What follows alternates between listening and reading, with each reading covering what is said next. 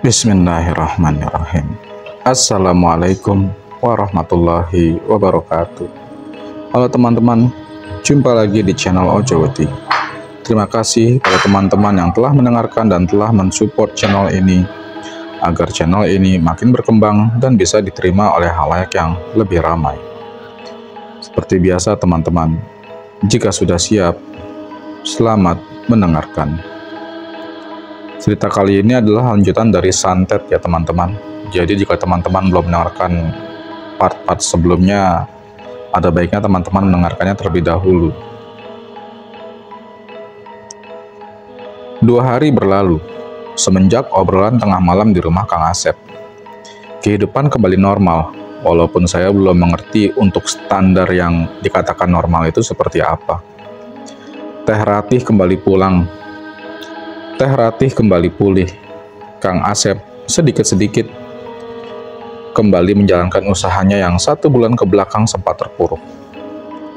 Untuk penjagaan agar tak ada yang kembali lagi mengganggu Teh Ratih, Bapak melakukan upacara adat yang dinamakan Numbal Imah. Numbal Imah ini semacam kebudayaan lama yang masih ada di kampung saya. Biasanya dilakukan ketika sebuah rumah baru berdiri, atau keluarga yang akan pindah ke rumah baru.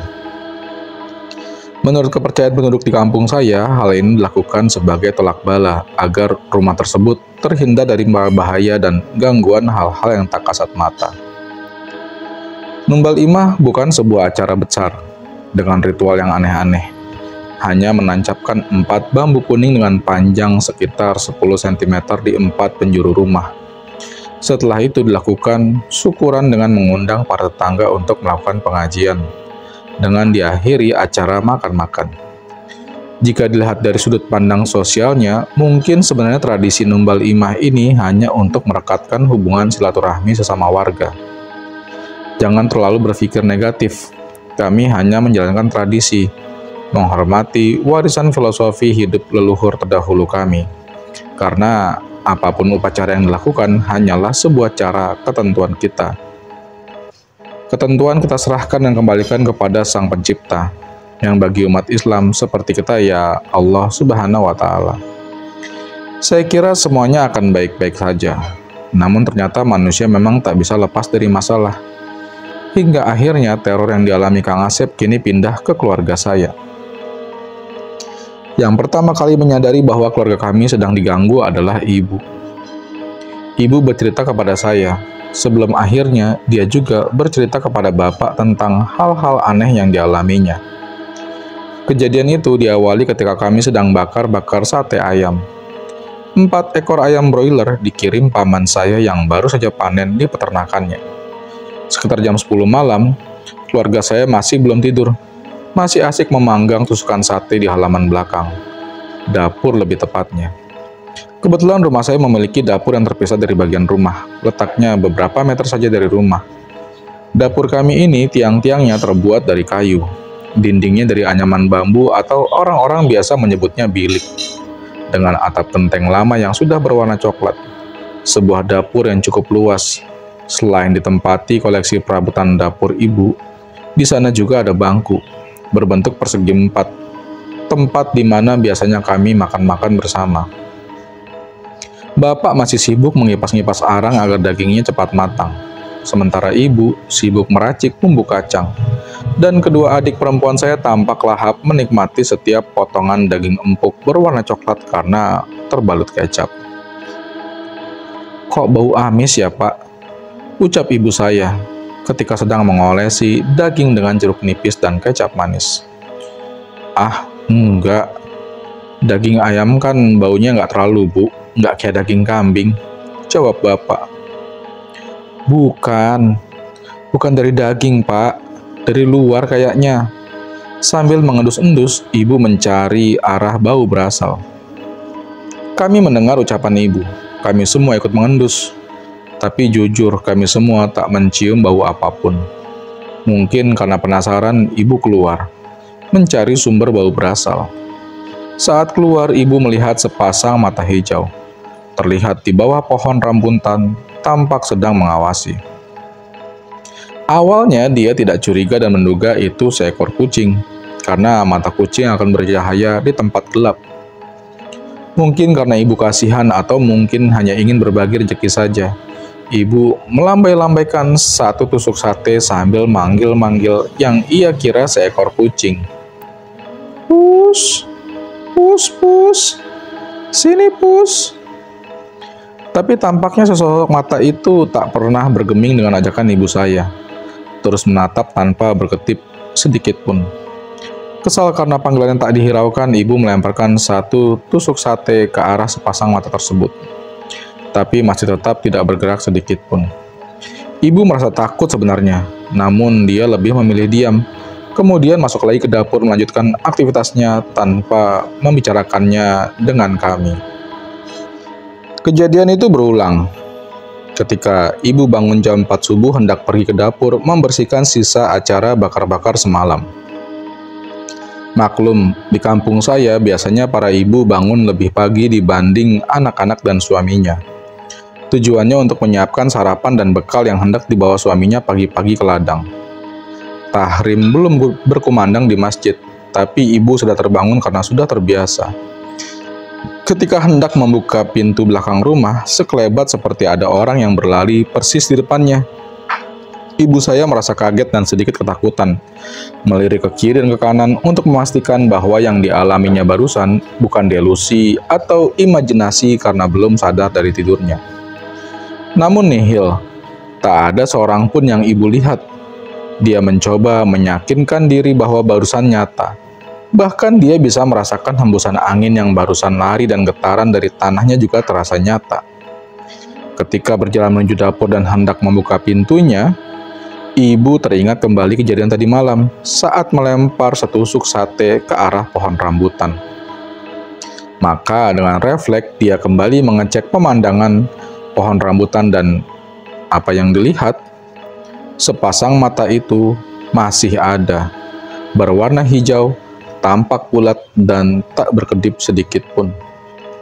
Setelah masuk dalam dapur, ibu mengambil korek api. Dia mencoba menyalakan tungku kayu untuk memasak. Tapi, perasaan itu tak bisa dibohongi. Kaki ibu katanya gemetar, bulu kuduknya merinding. Bayangan sepasang mata hijau itu selalu menempel di kepalanya. Sekedar info, entah benar atau bohong katanya kalau bulu kuduk kita merinding karena ketakutan, itu karena ada makhluk astral yang sedang berada di dekat kita. Karena dalam tubuh kita mengandung listrik dan makhluk astral atau makhluk tak kasat mata ini memiliki energi. Maka ketika tubuh kita didekati refleks, energi listrik dalam tubuh ini akan bereaksi. Ibu saya mencoba memberanikan diri dengan tetap beraktivitas dan menghiraukan bayangan-bayangan seram di kepalanya. Namun ketika bau amis itu tercium kembali di hidungnya, ibu menyerah. Dia lari, menghiraukan pekerjaan yang belum selesai. Pagi hari ibu cerita kepada bapak tentang apa yang terjadi semalam dan tadi subuh. Namun ketika dicek di bawah pohon rambutan, tak ada apa-apa. Kalau sepasang mata hijau, jangan-jangan yang waktu kita di kebun teh itu, Pak. Kata saya kepada bapak, mengingatkan kejadian waktu kita dijegat anjing hitam. Hush, mungkin itu cuma kucing saja. Jawab bapak tenang, agar suasana tidak semakin panik. Ketika bapak pergi ke sawah, ibu terus bertanya kepada saya tentang apa yang dimaksud kejadian di kebun teh dengan sepasang mata berwarna hijau. Tapi saya mengerti maksud bapak. Jika saya menceritakan apa yang terjadi, peristiwa itu ibu tak akan berani lagi bangun subuh untuk masak dan bisa kacau balau nantinya. Ibu saya itu orangnya gampang panik. Untuk sekedar menenangkan hati ibu, maka saya memasang lampu di bawah dapur kami. Lampu bulat berwarna kuning dengan daya 5 watt. Rasanya cukup untuk mengusir lagi kekhawatiran ibu. Maklum, letak antara rumah kami dengan tetangga sedikit renggang, dipisahkan oleh kebun pisang yang gelap gulita kalau malam hari. Namun rupanya teror belum berhenti sampai di situ. Menurut ibu, menjelang malam hari ia merasa ingin buang air kecil. Maka ia bergegas pergi, meninggalkan tempat tidurnya. Mata masih dalam keadaan sepet, Pikiran ngantuk antara sadar dan tidak sadar ketika ibu berdiri di kamar mandi dan melihat ke arah jendela kaca kecil. Di luar sana ia melihat seorang wanita berdiri persis menatap ke arahnya dengan wajah penuh amarah. Ketika melihat kejadian itu, ibu tersadar seketika. Rasa kantuk telah pergi. Mata bersinar seperti bangun di pagi hari. Beberapa kali dia mengucapkan istighfar, kemudian mencuci mukanya. Walaupun merasa takut, ibu kembali melihat ke arah jendela kaca kecil kamar mandi untuk memastikan bahwa barusan bukan mimpi. Dan wanita itu masih berdiri, mengenakan kebaya putih dengan balutan kain batik di bawahnya. Berkerudung putih pula, tapi rambutnya tergerai ke depan. Ibu yang panik segera keluar setengah berlari. Dia berteriak namun suaranya tidak keluar. Tubuhnya menggigil ketakutan setengah mati. Ibu saya segera menggoyang-goyangkan tubuh bapak saya yang sedang tertidur pulas. "Kenapa, Bu?" tanya bapak saya ketika terbangun. Ibu saya tidak berbicara. Wajahnya pucat dengan pipi dibanjiri air mata. Dia hanya menunjuk-nunjuk keluar dengan tangan yang bergetar. Bapak yang mengira ada maling sontak bangun dan berlari keluar membuka pintu. Namun nihil, tak ada siapapun di luar rumah, sepi dan sunyi. Hanya terdengar suara jangkrik dari kebun pisang sebelah dan semilir angin malam yang membuat tubuh menggigil. "Kenapa, Bu?" "Bu, nyebut istighfar, Bu." Bapak mengguncang-guncangkan tubuh ibu karena dia menangis karena ketakutan. Saya duduk di samping ibu, mengusap-ngusap bahunya, mencoba menenangkan. Adik perempuan saya yang masih berumur 10 tahun terbangun, kemudian membuatkan ibu teh manis. Malam itu benar-benar menggemparkan. Saya bermaksud untuk mengundang tetangga agar suasana ramai dan ibu bisa sedikit tenang. Tapi bapak melarangnya, mengingat waktu sudah menunjukkan jam 1:30 malam. Ketika keadaan sedikit kondusif dan ibu saya tidak ketakutan lagi, bapak mulai bertanya apa yang dialaminya. Waktu ke kamar mandi, dari jendela kaca ibu lihat ada perempuan. Matanya melotot seperti marah kepada ibu. Dia sedang berdiri di luar sendirian, ucap ibu yang kemudian menangis kembali, mungkin karena bayang-bayang itu teringat lagi. Akhirnya, malam itu ibu dan kedua adik saya tidur di ruang tengah, sementara saya di kursi sofa. Bapak mungkin yang tak bisa tidur. Dia pergi keluar. Katanya mau berkeliling rumah untuk mengecek keadaan sekitar.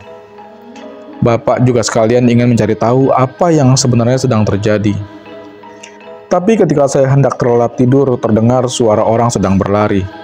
Mungkin itu Bapak. Getarannya bahkan masih terasa. Saya yang merasa penasaran kemudian membuka gorden kaca untuk mengecek. Dan saya melihat Bapak berlari menuju kebun pisang yang gelap gulita. Entah apa yang Bapak kejar ke arah sana. Ingin rasanya keluar, namun belum sempat saya beranjak dari kursi, tiba-tiba seorang perempuan berdiri di halaman depan menatap ke arah saya. Wanita yang saya lihat di halaman depan tiba-tiba menghilang ketika Bapak kembali dari kebun pisang. Dengan baju basah karena bercucuran keringat, Bapak saya masuk dalam rumah dan mengambil segelas air. Saya hendak bertanya apa yang terjadi, tapi saya urungkan niat itu ketika melihat Bapak masih ngos-ngosan mengatur nafas. Keesokan harinya saya bertanya kepada Bapak tentang kejadian semalam. Bapak menjelaskan bahwa semalam dia melihat anjing hitam yang dulu pernah mencegat kita di tengah kebun teh. Anjing itu dipergoki Bapak berada di belakang dapur kami. Rupanya dia ditugaskan untuk mengawasi keluarga ini. Mungkin si pelaku santet marah kepada Bapak karena dia sudah membantu Teh Ratih pulih dan sekarang mencoba balik menyerang Bapak. Saya juga menceritakan tentang penampakan sosok wanita yang terlihat di halaman depan. Mungkin sosok wanita tersebut juga yang menampakkan diri kepada ibu waktu di kamar mandi. Tapi Bapak menjawab dia tak melihat sosok wanita semalam, hanya anjing hitam saja. Ibu saya kembali pulih setelah diyakinkan bahwa semua baik-baik saja. Kemudian Bapak berpesan bahwa makhluk atau apapun namanya tidak akan berani memasuki rumah. Dia hanya mencoba meneror kita secara mental untuk kemudian lemah dari dalam. Seperti ibu yang ketakutan kemudian sakit karena mental dan jiwanya roboh sehingga mengakibatkan fisiknya juga ikut tumbang. Memang dari keluarga ini, ibulah yang paling rentan jiwanya. Sepertinya memang si pelaku santet yang misterius itu tak pernah jengah membuat keluarga saya celaka.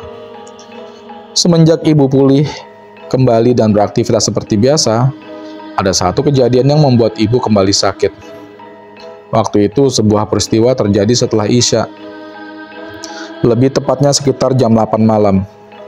Bapak belum pulang ke rumah. Mungkin sehabis sholat Isya di masjid dia pergi ke rumah salah satu warga untuk tahlil 40 harian.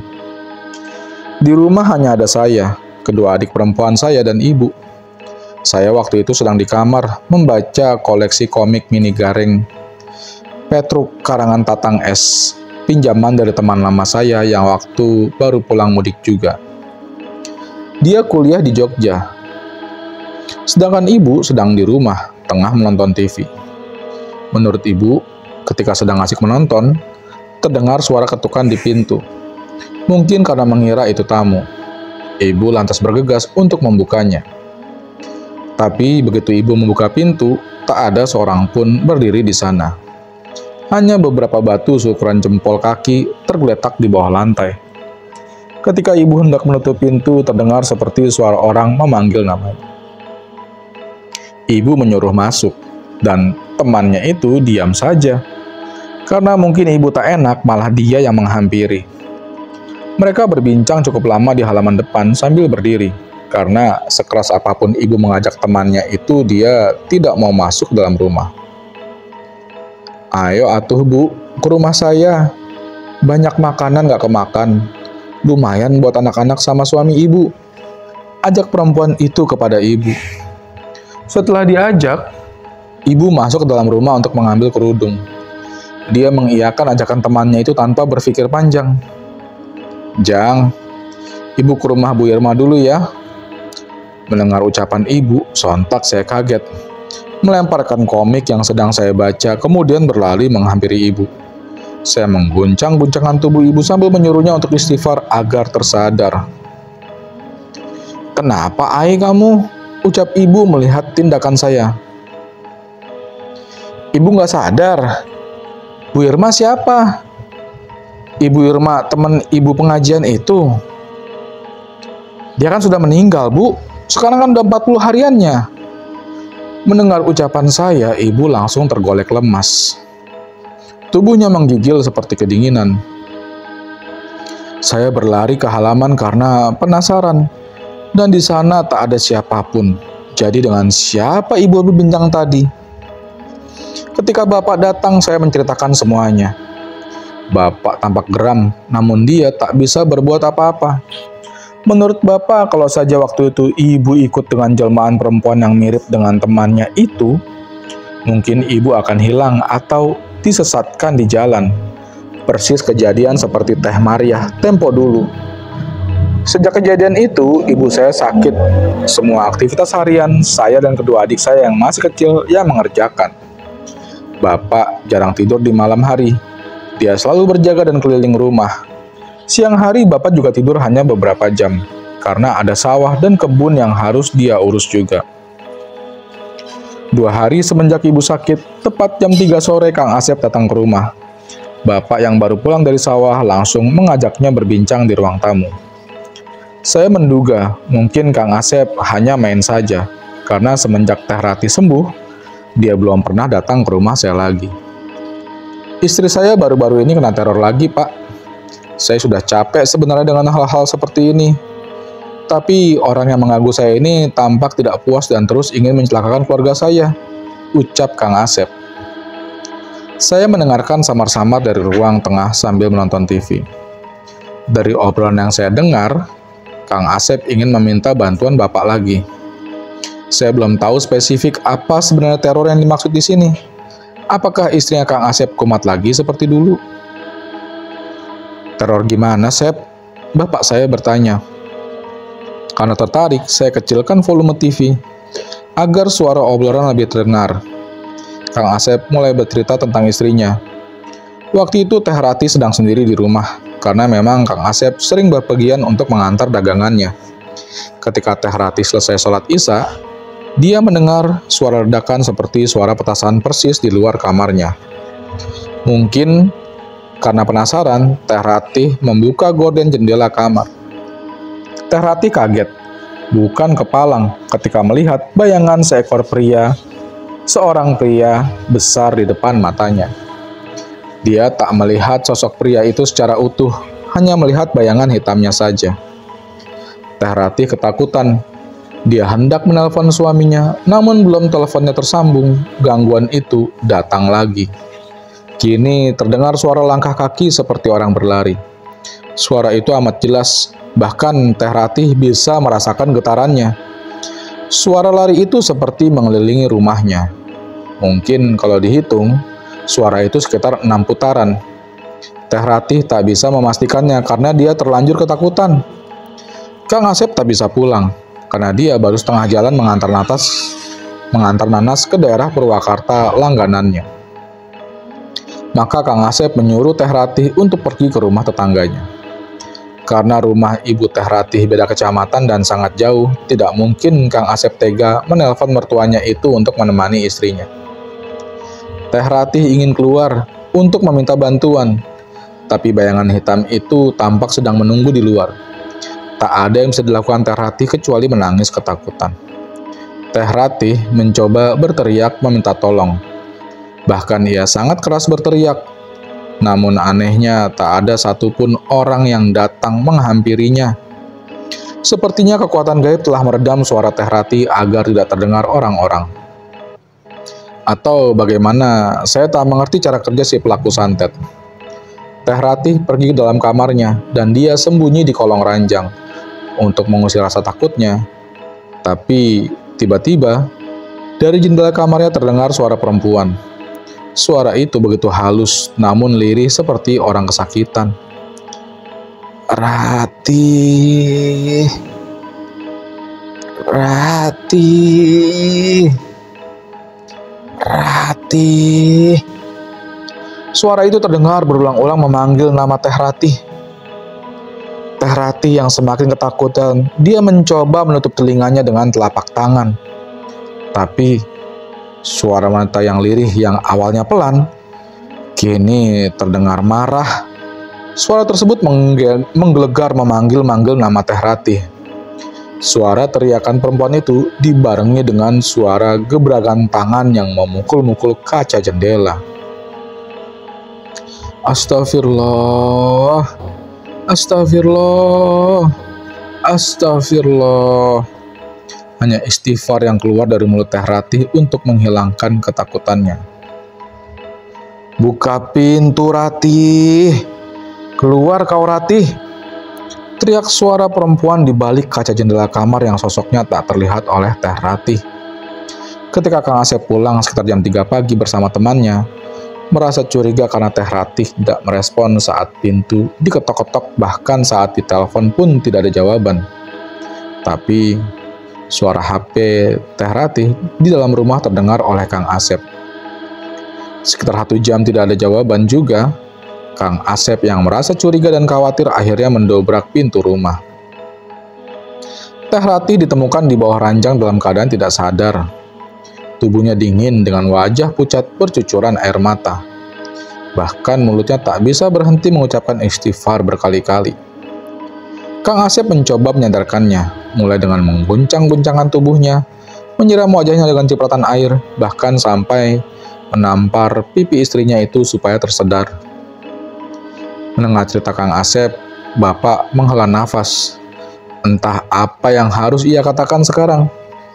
Tapi Bapak tidak menceritakan sedikit pun tentang kejadian ibu yang mengalami teror sama seperti Teh Rati. Setelah berpikir cukup lama, akhirnya Bapak berkata kepada Kang Asep bahwa dia tak bisa lagi membantu Kang Asep. Kondisi ibu yang sakit dijadikan alasan Bapak untuk menolak secara halus Kang Asep.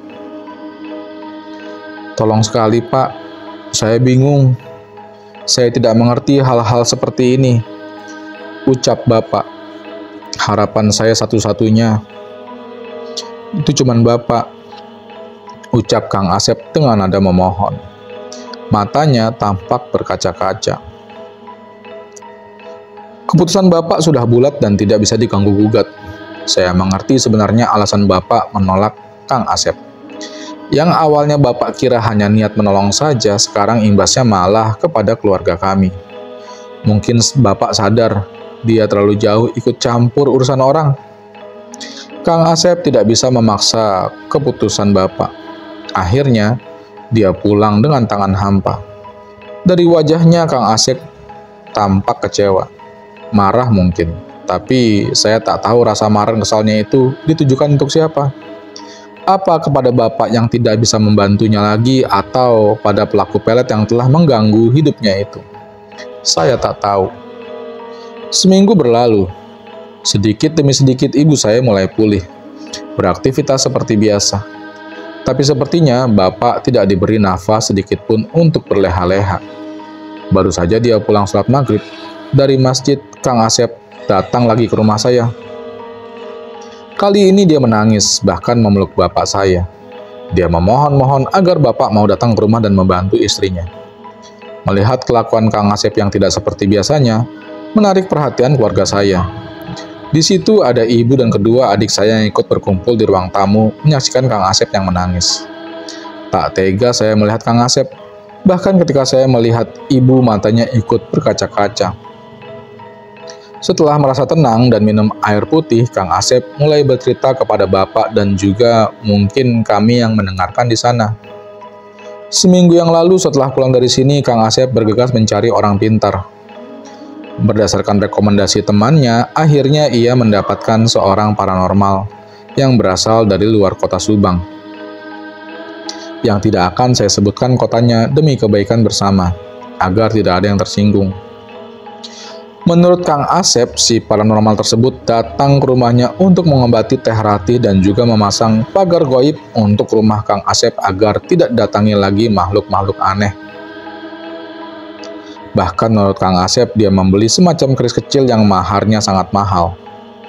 Demi kebaikan keluarganya waktu itu, Kang Asep tidak memikirkan masalah uang, walaupun ia harus mencatut modal usahanya. Sekedar info, mahar itu menurut sepengetahuan saya adalah harga untuk membeli barang-barang mistis atau semacam benda pusaka.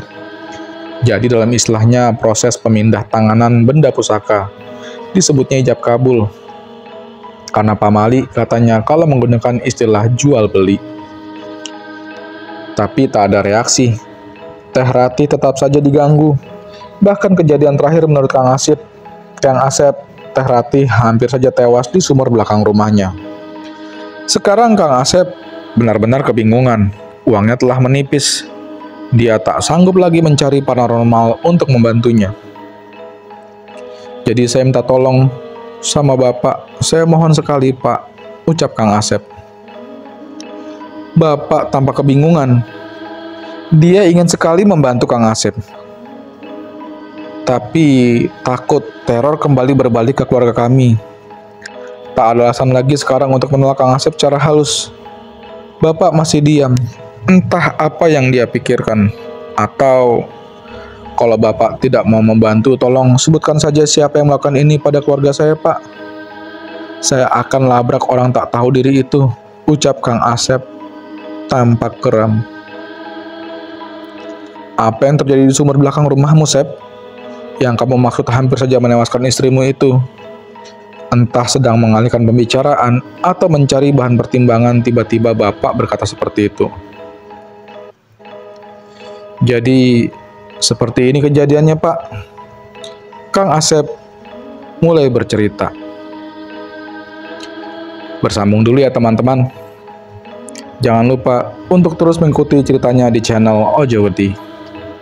Akhir kata, wassalamualaikum warahmatullahi wabarakatuh.